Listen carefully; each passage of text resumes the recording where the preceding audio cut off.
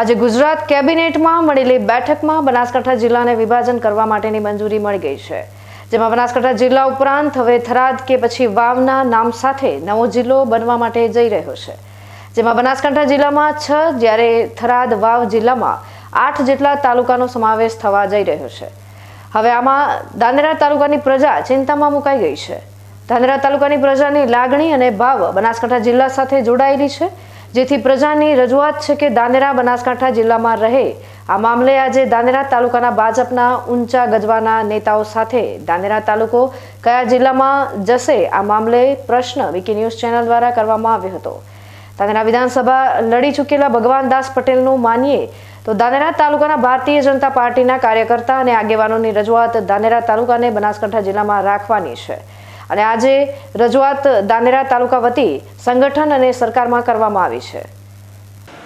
આજે કેબિનેટમાં નિર્ણય લેવાનો છે બનાસકાંઠા જિલ્લાનું વિભાજન 2 જિલ્લા થવાની વાત કરેલ છે।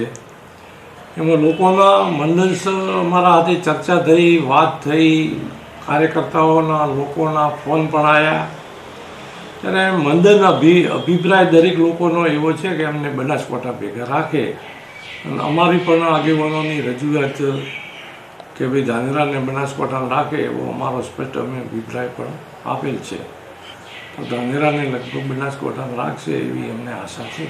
ધાનેરા મત વિસ્તારમાં ધાનેરા તેમજ દાંતીવાડા તાલુકાનો સમાવેશ થાય છે। ધાનેરા તાલુકામાં કુલ 78 ગામો આવે છે, જ્યારે ધાનેરા તાલુકો થરાદ તાલુકાની નજીક આવેલો તાલુકો છે। જોકે ધાનેરા તાલુકામાં જાતિ જનસંખ્યા પ્રમાણે ચૌધરી સમાજ સૌથી મોટી સમાજ તરીકે છે। ધાનેરા તાલુકો પશુપાલનના વ્યવસાયમાં પણ બનાસ ડેરીમાં 60% કરતાં પણ વધારે દૂધ સંપાદન કરતો તાલુકો છે, જેથી કરીને ધાનેરાની પ્રજા સગા સંબંધી અને આર્થિક વ્યવહાર માટે બનાસકાંઠા જિલ્લામાં રહેવા માટેનું પસંદ કરી રહી છે। ધાનેરા મત વિસ્તારમાં છેલ્લા 3 ટર્મથી ભારતીય જનતા પાર્ટીની હાર થાય છે। વર્તમાન સમયમાં પણ ધાનેરા મત વિસ્તાર અપક્ષના હવાલે છે, જેથી સરકારમાં ભારતીય જનતા પાર્ટીના સંગઠનનો નિર્ણય આખરી નિર્ણય હોય છે।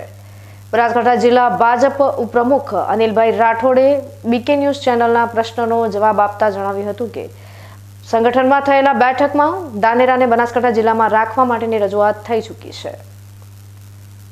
આજ રોજ ગુજરાતના મુખ્યમંત્રી શ્રી ભૂપેન્દ્રભાઈ પટેલે બનાસકાંઠા એ વિસ્તારની દ્રષ્ટિએ ખૂબ જ મોટો જિલ્લો છે। કેબિનેટના અંદર આજે બનાસકાંઠા જિલ્લાના વિભાજનની જે પ્રક્રિયા થઈ એના અંદર સરકારશ્રીએ જે આ નિર્ણય લીધો એ નિર્ણયને હું આવકારું છું। બીજું કે સંગઠનના અંદર અમને જ્યારે પૂછવામાં આવ્યું હતું ત્યારે લોકોની જે માંગ હતી કે અમારી ધાનેરા વિધાનસભા એ બનાસકાંઠા સાથે રહે, લોકોની લાગણી અમે સરકાર અને સંગઠન સુધી પહોંચતી કરી છે, બસ એ જ।